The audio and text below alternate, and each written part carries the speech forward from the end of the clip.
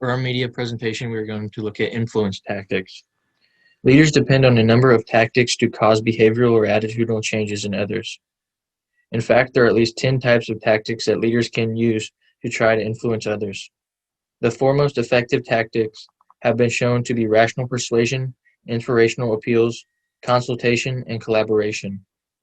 So rational persuasion is the use of logical arguments and hard facts to show the target that the request is a worthwhile one. Research shows that rational persuasion is most effective when it helps show that the proposal is important and feasible.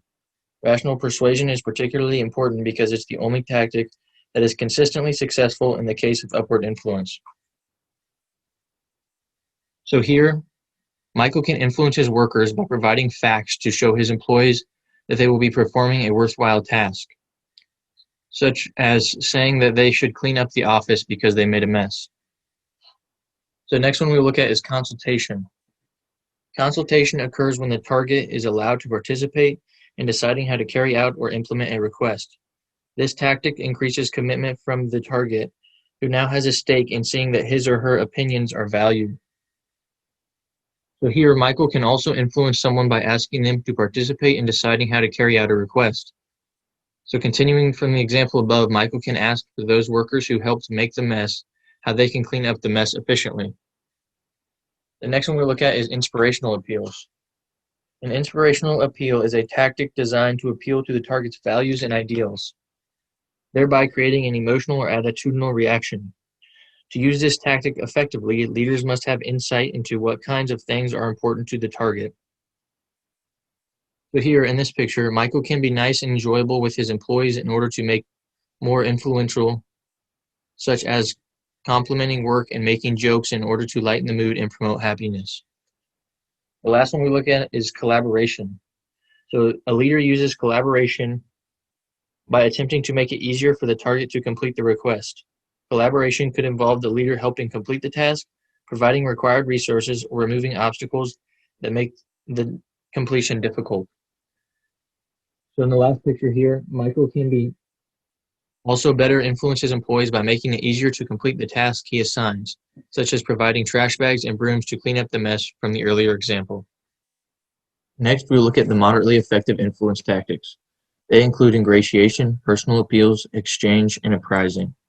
So first, ingratiation is the use of favors, compliments, or friendly behavior to make the target feel better about the influencer.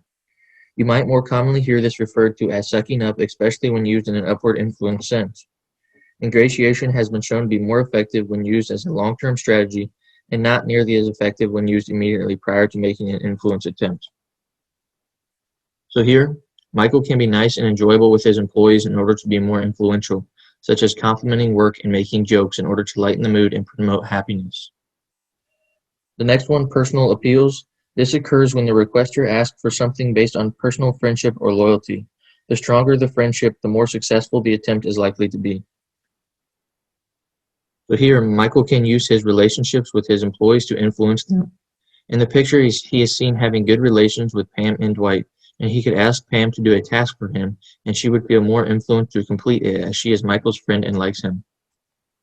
The next one is exchange. An exchange tactic is used when the requester offers a reward or resource to the target in return for performing a request. This type of request requires that the requester have something of value to offer. So Michael can use rewards to influence his employees, such as giving bonuses to those who make a certain amount of sales within a month. The last one, apprising. So apprising occurs when the requester clearly explains why performing the request will benefit the target personally. It differs from rational persuasion in that it focuses solely on the benefit to the target as opposed to simple logic or benefits to the group or organization. So Michael can influence his employees to complete tasks he assigns by explaining why the task will benefit them, such as explaining that cleaning up the office will help them get more work done as they would be able to use their desks. Lastly, we will look at the least effective influence tactics. They include pressure and coalitions. So pressure is the use of coercive power through threats and demands. Such coercion is a poor way to influence others and may only bring benefits over the short term. So here, Michael can use pressure or influence to influence his employees, which would include using coercive power through threats and demands. In our cleaning example, Michael would threaten to fire his employees if they did not clean up the office space. The last influence tactic is coalitions. Coalitions occur when influence enlists other people to help influence the target. These people could be peers, subordinates, or one of the target's superiors. Coalitions are generally used in combination with one of the other tactics. So, lastly, in this picture, Michael can use the influence of others to get his employees to complete the task he wants done.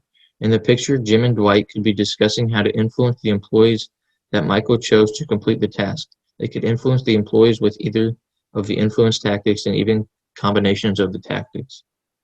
So overall, influence tactics can be used in combination and can be much more successful when done in such a way that is a softer form of influence and can be more effective, while harder influence tactics are less effective, such as pressure.